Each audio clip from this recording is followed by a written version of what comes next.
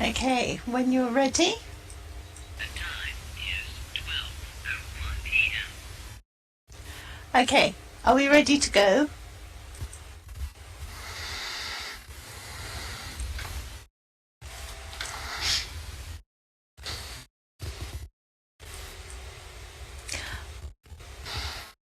Okay, hello everyone and welcome to this first talk today. We're having a series of talks every day in the Dreamatarium. We're having Meet the Non-Profit at 9 o'clock now. There'll be Meet the Linden, and today it's Oz Linden at 1 p.m.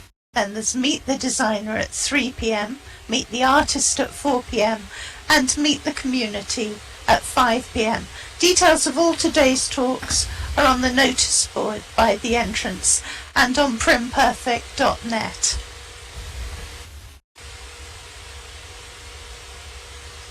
So, thank you all for coming to this first talk today, which is with virtual ability. And I'm going to ask you to imagine a world where there's accessibility for all, for free, without having to ask. The virtual ability community isn't just dreaming of accessibility. They work to find solutions to Second Life and real life accessibility problems so that community members can achieve their goals. I'm going to hand over now to Gentle Heron, who's going to take us through this presentation here today. So, thank you to Virtual Ability and thank you to Gentle.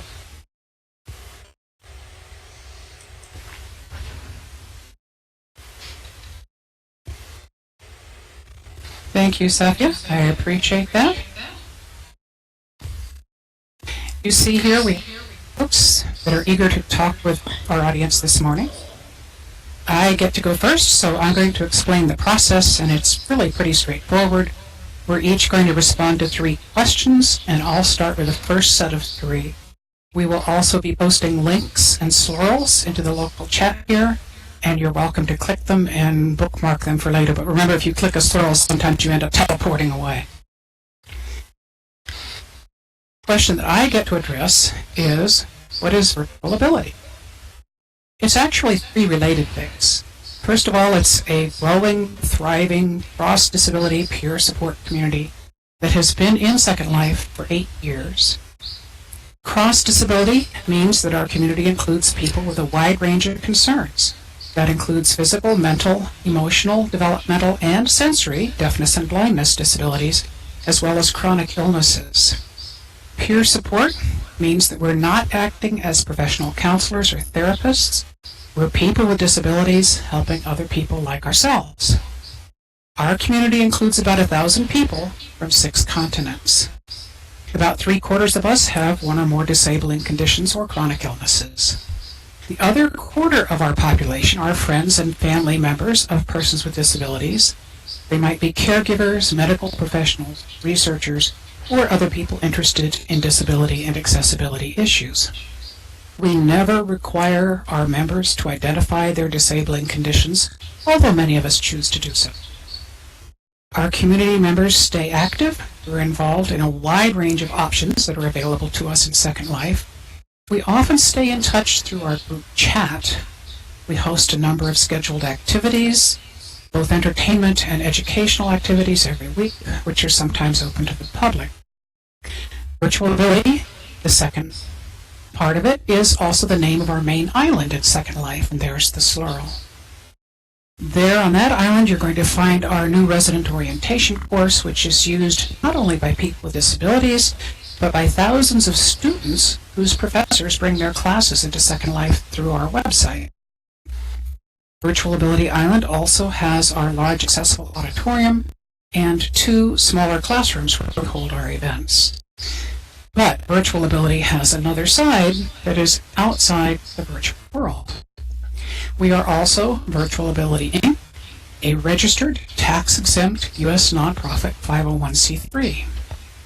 We think we were the first, although we know we're no longer the only nonprofit to exist initially as a virtual entity, and then we became incorporated. The corporate side of virtual ability allows us to enter into contracts with other real-world entities. We've contracted with various universities, U.S. Army, consortium of post-secondary academic institutions, and even with the Government of Canada. Our corporate entity is a member of the nonprofit Commons in Second Life, and it's also a member of TechSoup Global, which is the nonprofit that supports Nonprofit Commons. You can learn more about virtual ability and our projects at our website, and there's the URL for the website. The second question, what does accessibility and universal design mean, and how does it apply to us here in the virtual world? Well, accessibility means the degree to which anything is available for use by as many people as possible. How do we make something accessible? We make it by applying the principles of universal design. Universal design, otherwise known as UD, is an approach to creating things that are accessible for all people. And you can learn more about universal design at that website from North Carolina State University. Many people with disabilities use some type of assistive technology to access our computers. Assistive technology, we sometimes call it AT, we have a lot of acronyms, includes any device that helps people accomplish tasks that we can't do either properly or can't do at all without the device.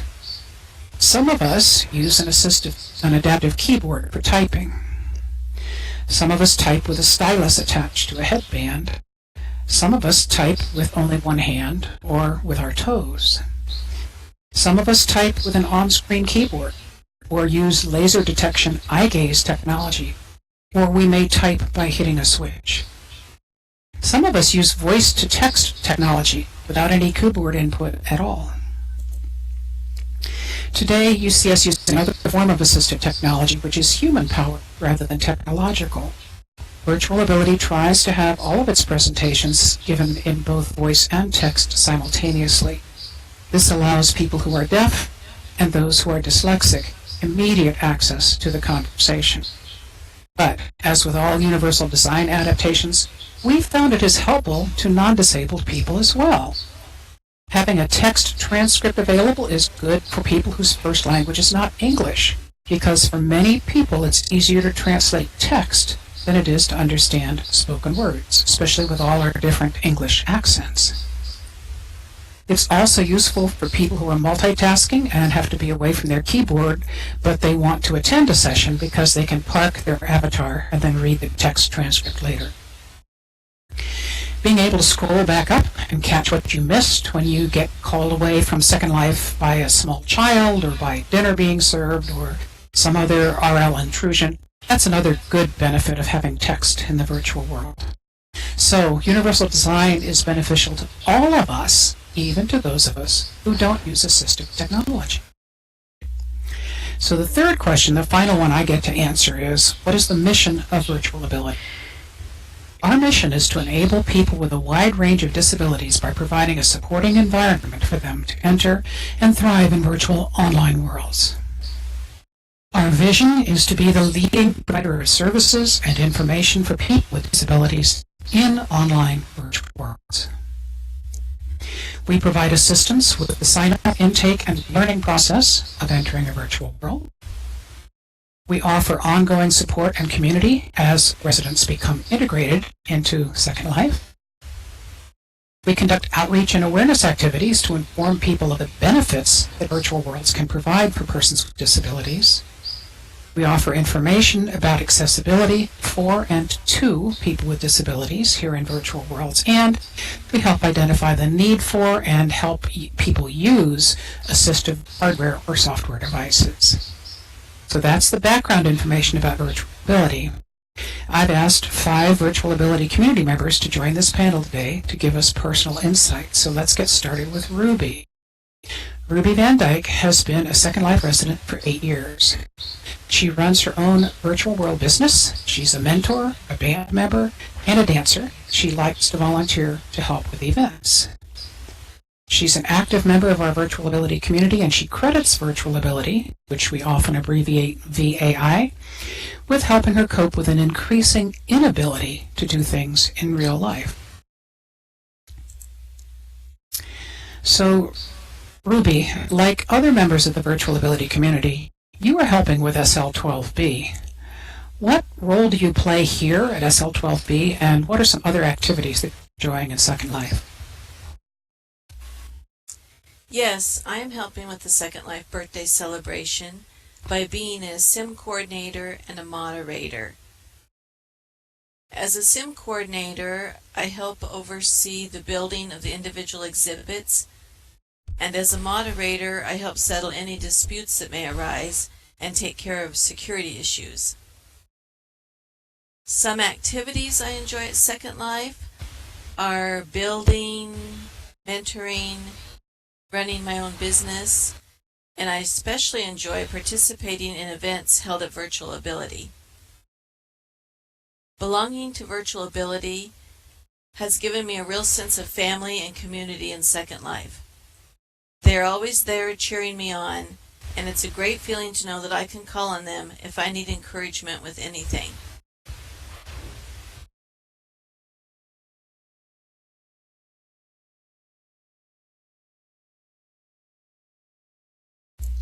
And that was the end of your first answer, right? Yes. So the next question is, what's so special about Second Life for you? And I think you put your first sentence out. Oops, I guess I did. Second Life makes my dreams come true by enabling me to meet people and make new friends, which is difficult for me to do in real life. Second Life gives me something to look forward to each day, logging in to see what new adventures are waiting for me. Being at Second Life helps me to keep learning new things, and it keeps my mind busy and active. I can live out my dreams at Second Life by doing things such as being a dancer. While I am unable to dance in real life, at Second Life I can easily dance, which helps me keep up a positive attitude about my real life. Being able to run, jump, and ride a horse at Second Life makes me more accepting of not being able to do those things in real life. I know that you like to help people in Second Life. Can you tell us a little bit about that? Yes, I do enjoy helping people at Second Life. I've been a mentor for many years helping new residents. Being a member of Virtual Ability has shown me how important it is to treat every Second Life resident with dignity and respect. I'm always happy to volunteer to help with all kinds of events held throughout Second Life. I love working at events. It's especially fun to see all the interesting avatars that residents create. Being at Second Life seems to help everyone find a little creativity in themselves.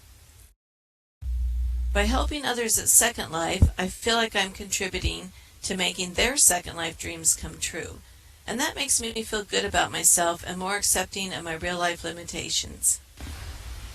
No matter what your dreams are, they can come true at Second Life. Thanks. Thank you, Ruby. You really are very active in many, many areas of this virtual world. We're glad you're part of our community, too.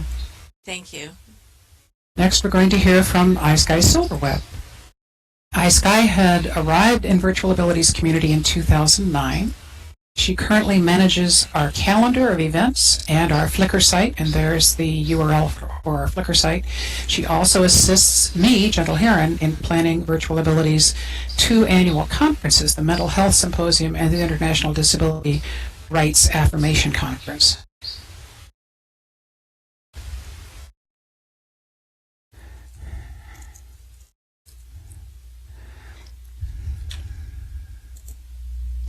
iSky is a member of several mentoring groups. She helps new residents wherever she finds them around Second Life. VAI is not the only community in which she's active. iSky volunteers for VWBPE, Virtual World's Best Practices in Education, and she also works at Burn 2. In real life, iSky is a web designer and developer. her spare time, she enjoys experimenting and creating all different forms of art. She is deaf with a capital D. She has a passion for quality education, particularly for deaf children and adults. Because iSky is deaf, she does not use voice in virtual worlds. She communicates solely in text. Today, Shyla, hi John, will be voice transcribing for iSky. Thank you, Shyla. iSky, you've been very active in Second Life and in the virtual ability community for a while. What kinds of things do you enjoy doing here?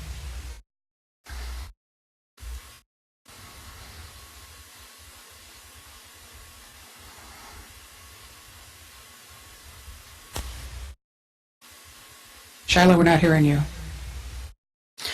I'm not seeing text. Virtuality is my home community. I have a house with a forestry pond and pieces of art on Cape Able. One of virtual ability's Sims. Helping people, both in real life and here in Second Life, is one thing that gives me great satisfaction. I help presenters who come into Second Life, especially for the first time, coaching them on the tools we have here and helping them prepare and deliver their presentations.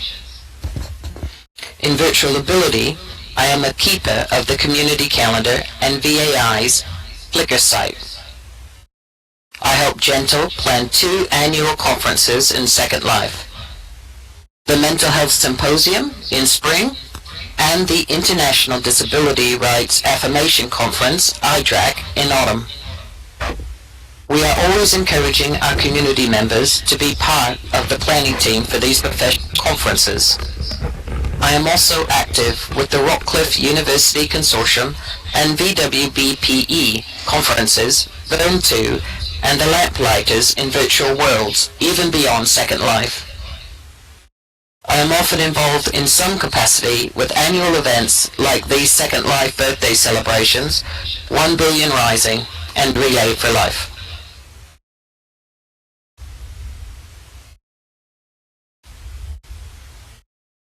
For fun, I love to visit beautiful places around the grid. There are so many creative people in Second Life, and the fruit of their labors is all around us. Great art is a passion of mine in real life too. I have a little creative streak in me, with my background in art and in programming, and I enjoy building and creating things, both for my own pleasure and for the enjoyment of other people.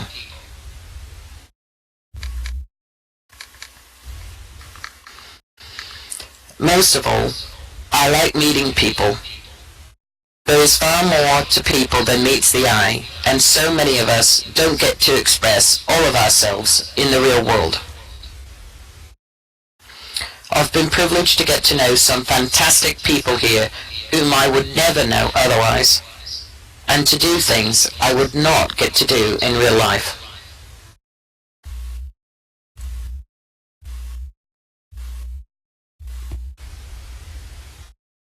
Okay, I think that's the end of her first answer, so let's move on. iSky, I know that you're deaf and your first language is American Sign Language. Can you tell us a bit of history about the deaf and hard of hearing community here in Second Life?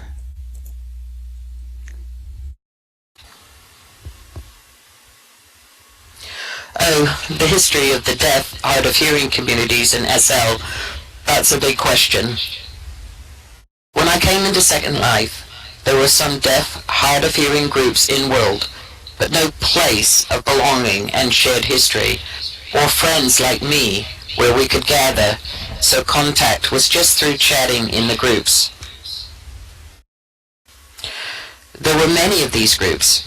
I can't hope to name them all, but if you have specific questions, you can ask me later.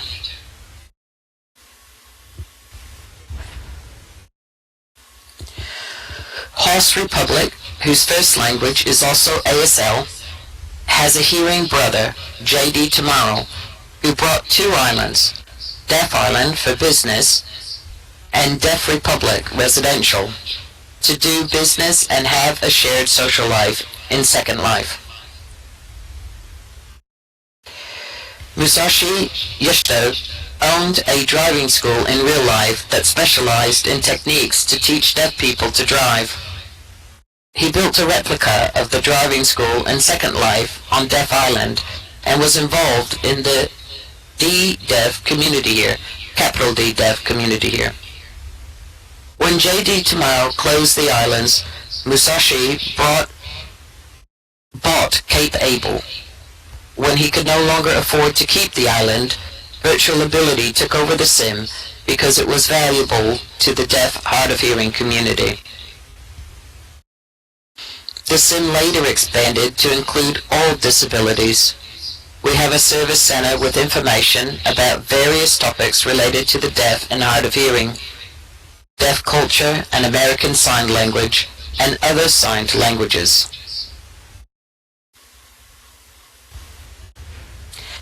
There are 2 art galleries open to the public, and there are residential parcels rented by members of Virtual Ability.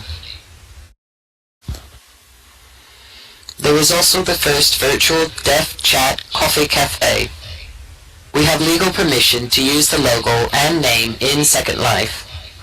You can visit the Service Center and Deaf Chat Coffee on Cape Able at this location. And there is the slow. When I first logged into Second Life, I found myself surrounded by visual information in 3D.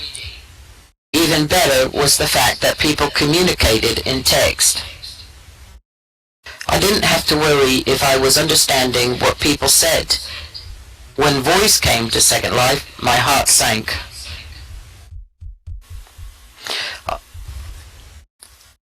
I worried that people would forget about the residents who don't use voice and exclude us from things because we would slow them down. I've actually had someone tell me that. However, deaf and hard of hearing people are not the only residents who benefit from text communications. Others, like non-native English speakers, find reading text easier too.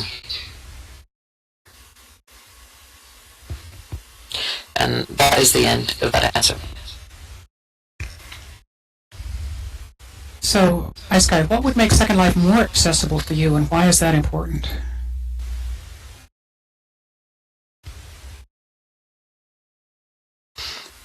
What would make Second Life more accessible to me? Well, it's just a dream, but simultaneous text and speech, built-in and automatic, would be wonderful, especially if the voice recognition technology were truly reliable and accurate. Ever seen the automatic subtitling on YouTube? It has a long way to go yet. The technology to provide this isn't quite there, but oh, wouldn't that be nice? Everyone could voice or text as they wished, and the system would automatically text or voice as needed. I think this would become even more useful as time goes on. 1 in every 10 people that you meet will have some type of hearing loss, or be deaf, or deaf with a capital D.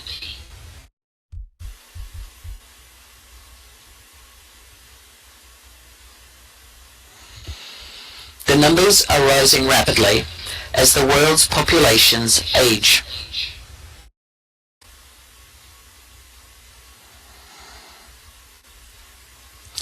Another wild, shoot-for-the-moon dream is to have signed languages in Second Life. But again, the technical requirements and the intricacy of finger and hand movements on avatars, not to mention the grammatical nuances of facial expression and body movement, make this probably an impossible dream.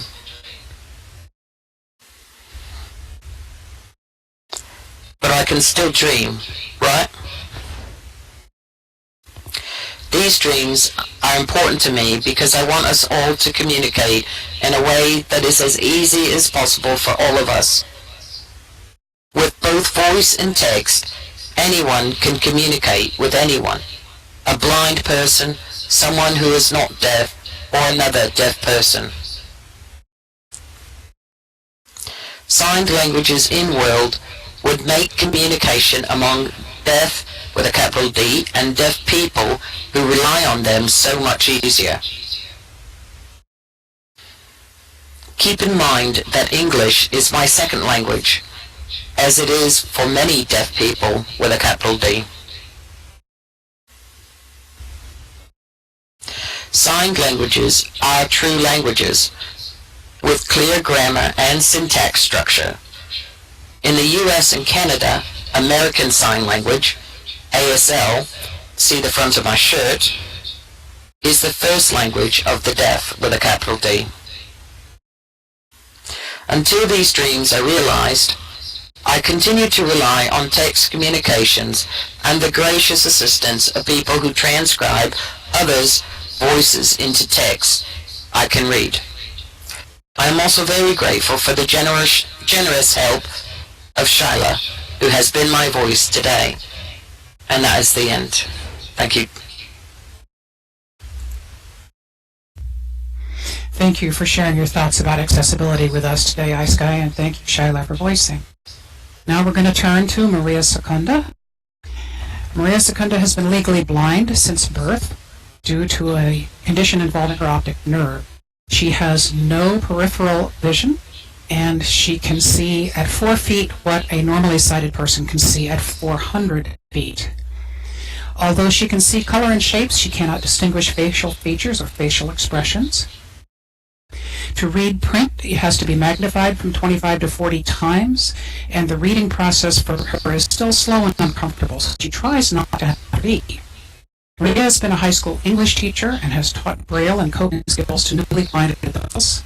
She's worked for the federal government Office of Personnel Management, answering questions and resolving issues related to the federal employment application process for the White House, Congress, and other federal agencies.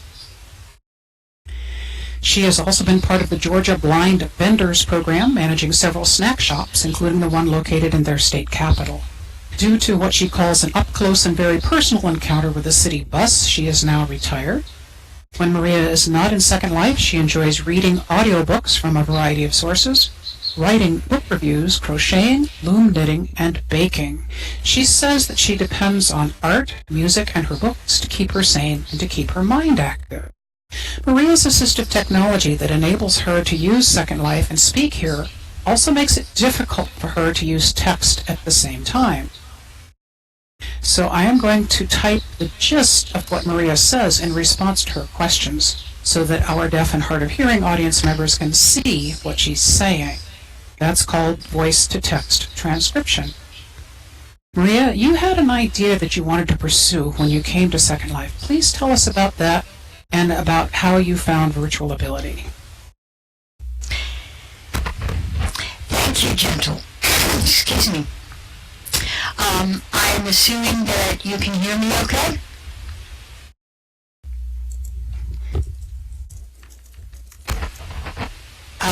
Gentle? Can you hear me? Yes, I can hear you. Yes. Okay. Well, I came to Second Life in a somewhat roundabout fashion. I belong to another virtual organization called Nova Rama. And two of our Nova Ramans were members of Second Life, and they bought an island in the Roma Citizens Sim. They built a wonderful place there, and when I read about it, I had to come look because I was curious as a cat. So I went in and I looked, and I did several mental cartwheels, and I was hooked. Then one of the people that brought me into Second Life, Titus Eulides Sabinus, who is someone I have known, respected, liked, and worked with for over 10 years, suggested that I contact Virtual Ability, which I did.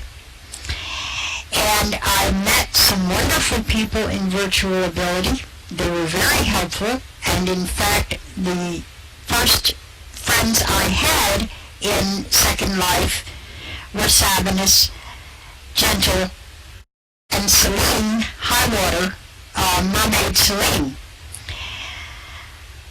Virtual Ability has become my home sim. It's where I live.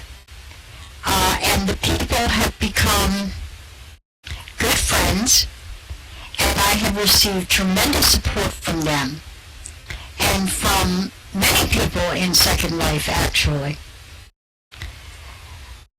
And that's the end of my answer for that. Next. So you're visually impaired. You're legally blind. I have to ask this, Maria, and I'm not intending any rudeness. Second Life is a highly visual environment. Why would a blind person want to be here? You are not the first person to ask that question, Gentle. I have been asked that with varying levels of hostility from both sighted and blind people, members and non-members of Second Life. And the answer is simple. I'm here because I do have some vision, with the emphasis on some. There are things that I can see, and because of my assistive technology, I can magnify my screen to the point where I can examine things in some detail.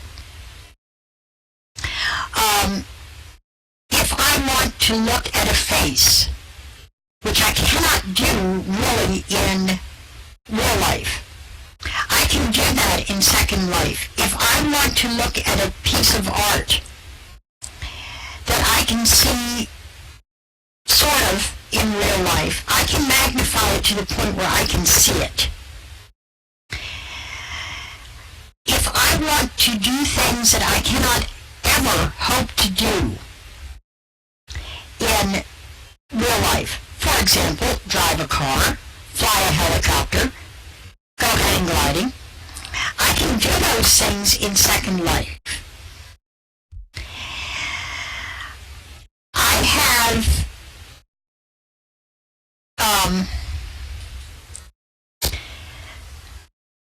my technology allows me, with the zoom and my screen magnification,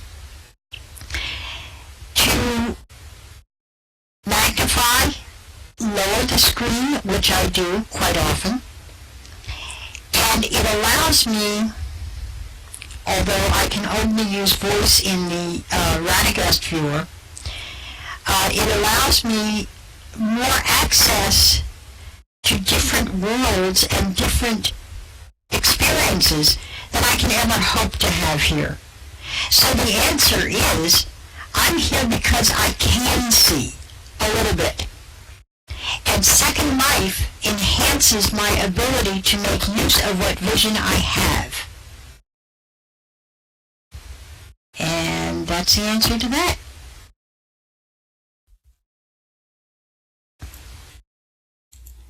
Okay, what tools do you use to access Second Life, and how does that work?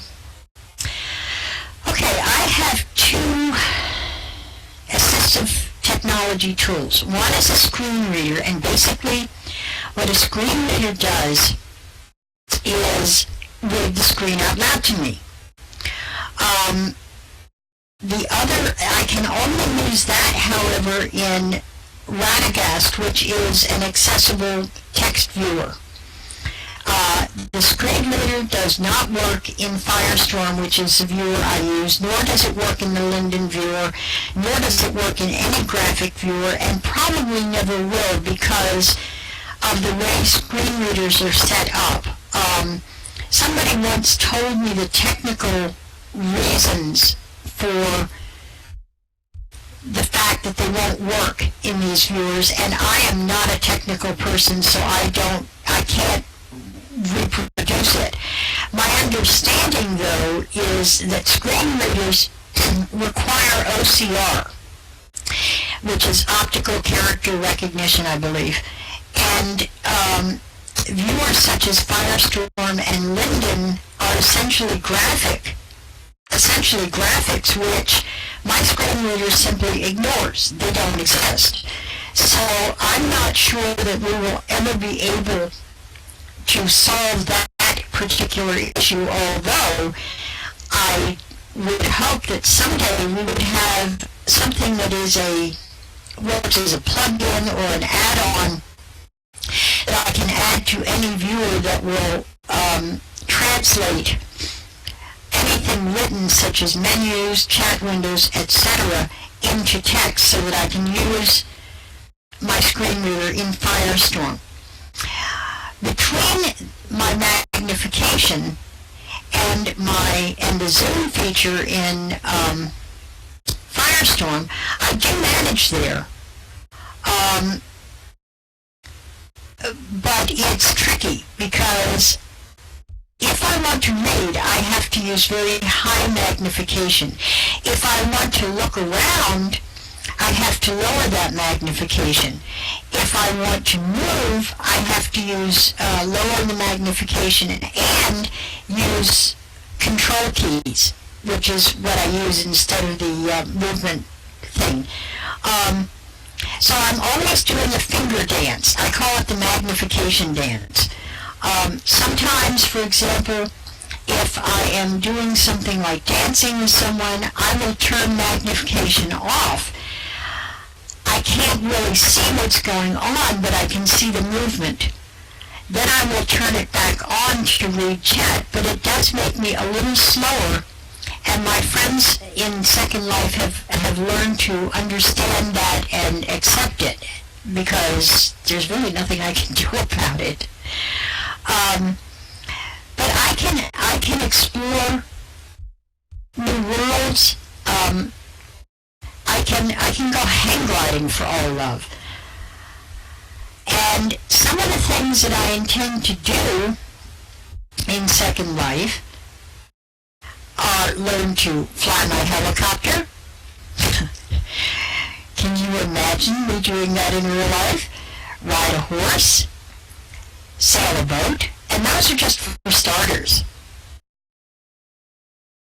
I have found that when I come up against an obstacle, I look for a way over it, around it, or under it if I can't get through it. And if I can't find a way, I will make one. And thank you very much for asking me to be on your panel.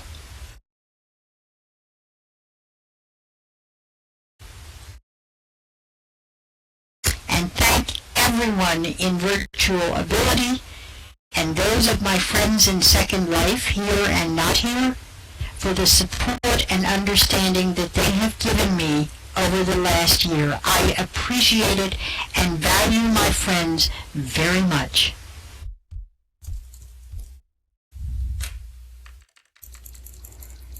I think it's really interesting to learn about your assistive technology, Maria. Thank you very much for explaining that.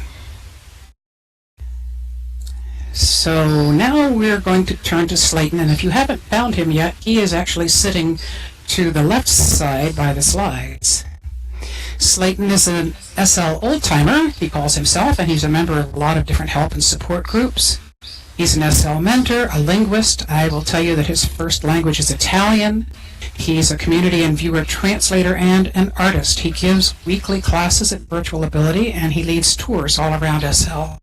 He volunteers with several main grid-wide events, such as the Second Life Birthday and Burn 2.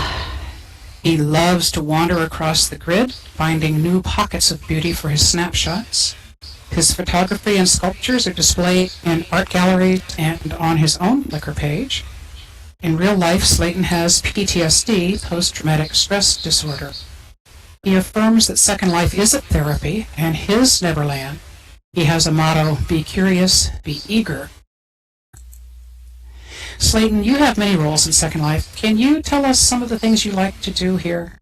Maria, you might want to turn off your voice.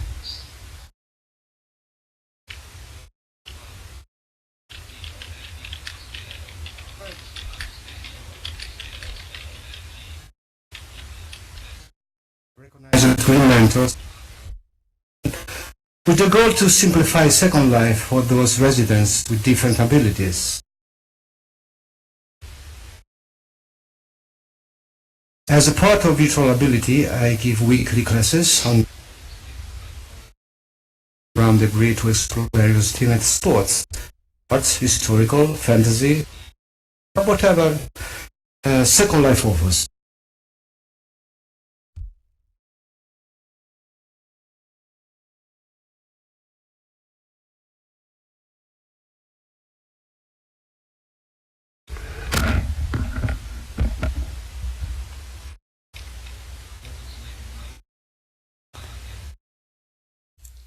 Okay, you must be waiting for the next question.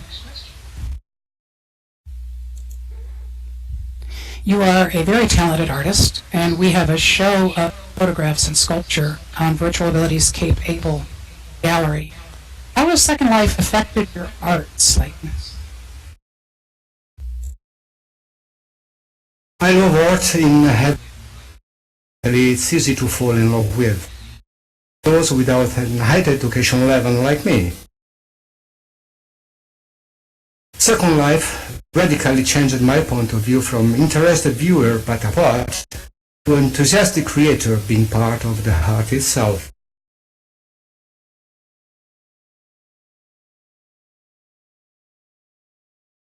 Second Life offers an immense opportunity to free your creativity and fantasy, allowing to everyone to discover hidden and other talents, disability barriers.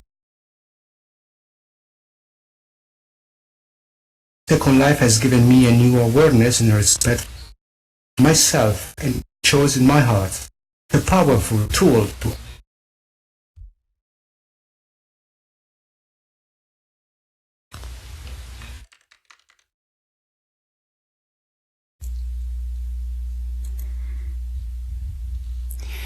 Why do you think virtual worlds are especially important to people with disabilities? Most people assume that a person with there are many kinds of disabilities, and I know this myself. With Virtual Ability opened the gate to the person with disability world, which I was watching as far from outside. Now I'm totally in. Get my disease to someone, it's a good thing. And I think also trouble is not disabilities.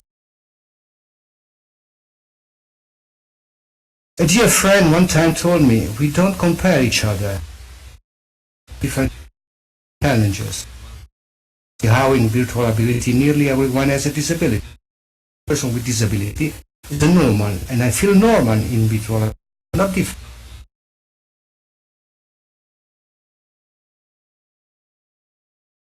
As I said above, I am in, and knowing this person with their disabilities and struggling make then the different aspects of their life. Once I said, Second Life and Virtual Ability saved my life, and this is true. Compared to the reality, I do like to say also that Second Life is so glad because thank you so much.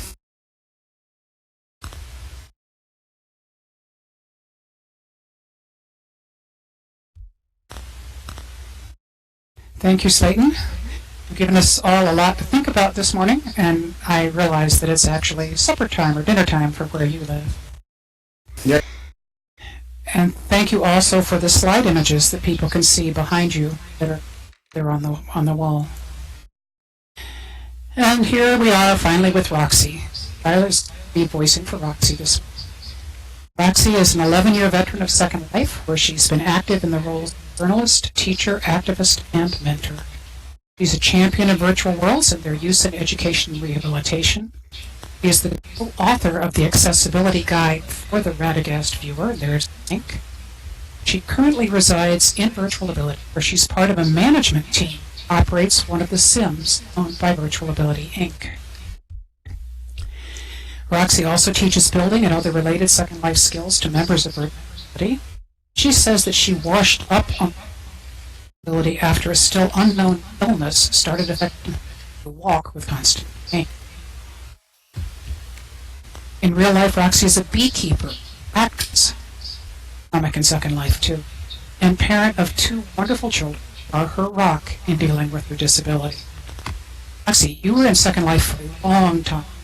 About Virtual Ability. What kinds of things were you doing back then in the I was a business owner in the role-play sim of Tombstone.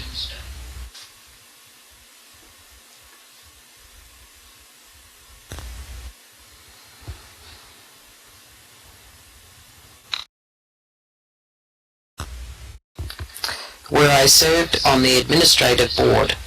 Many policies and practices now in use there were created by me or I consulted.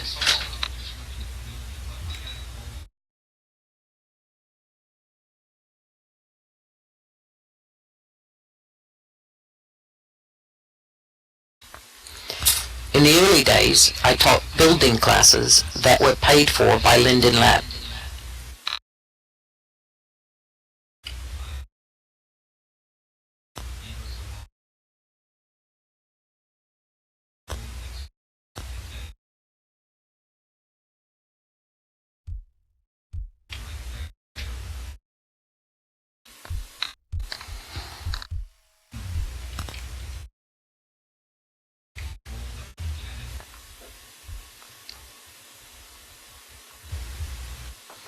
That is the end of the answer.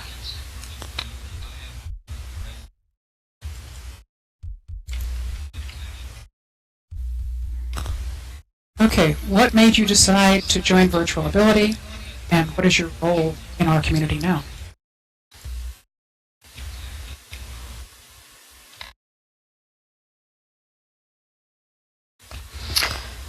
I was not disabled when I joined Second Life. It was later when my body started to fail me.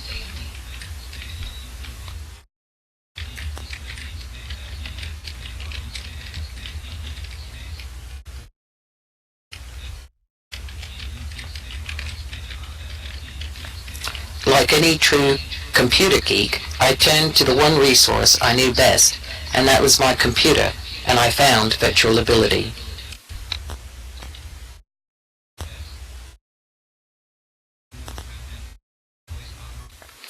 I teach building and work with the blind using the Radagast Viewer.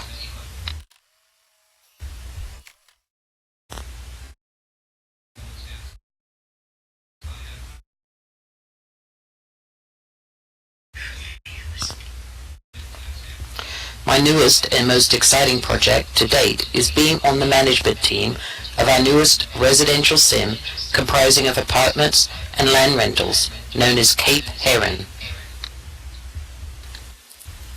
I also serve in other functions at the pleasure of Gentle Heron, who I affectionately call Boss. That is the end of the answer. Roxy, you're a big teaser. What message do you think Virtual Ability should give to people familiar with our community in Second Life?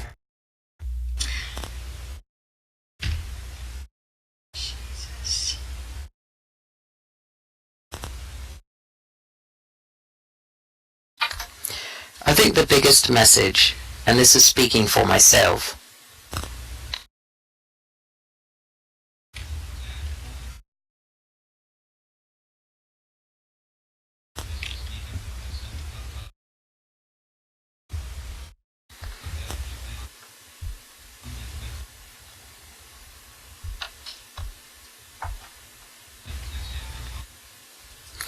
there used to be a TV show where the theme song says, "Where everybody knows your name."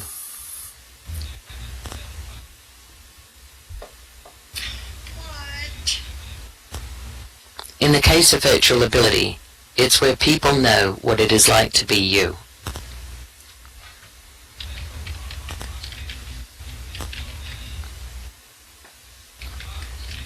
And there are cheers. There are issues of being disabled that cut across the board. If you are blind, in a wheelchair, etc., life, work, social, and society matters.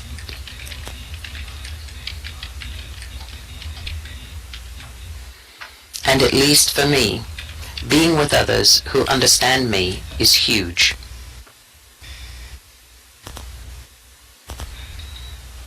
Oh, God, leave me alone.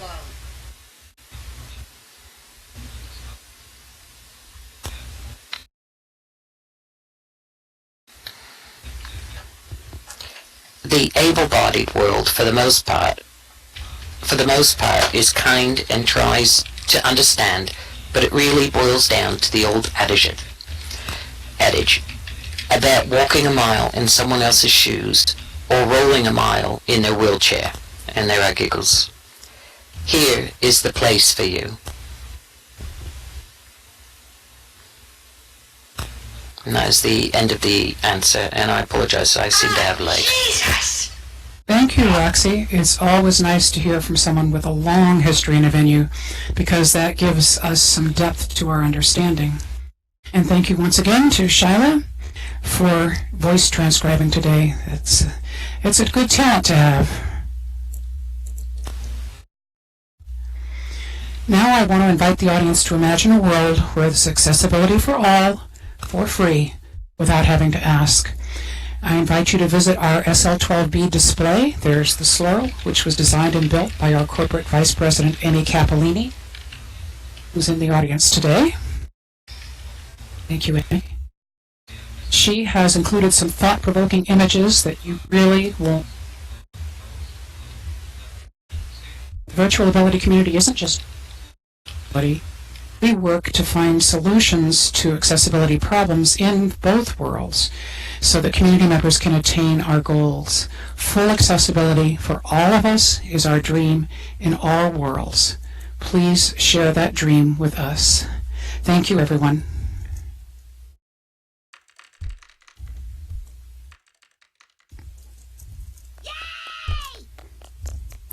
And there's lots of applause and appreciation for the panel.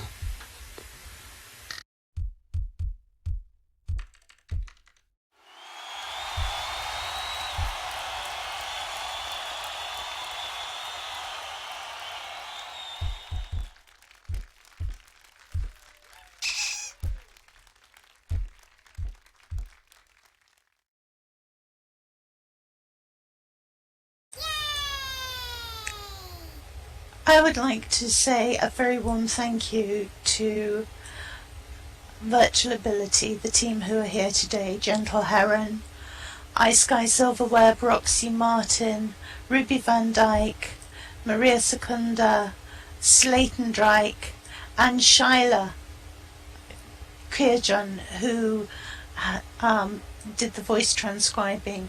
Thank you very much. That was an absolutely fascinating presentation. I learnt a lot, and I think the audience will have learnt a lot too. Well, quite a few members of the audience will have learnt a lot. Thank you so much for coming here today. There will be another Meet the Non-Profit tomorrow. That will be Health Non-Profits with Curran Mayo and Brenna Benoit. And of course we have more talks later today. Oslinden at 1 p.m, Designers at 3 p.m, Artist at 4 p.m, and Community, it's a writers community, Milkwood today. There are full details on the panel outside. Thank you also to Yuki Galway, who is our stage manager and who organised things brilliant here today. So thank you very much to everyone for coming and to the panel for a wonderful talk.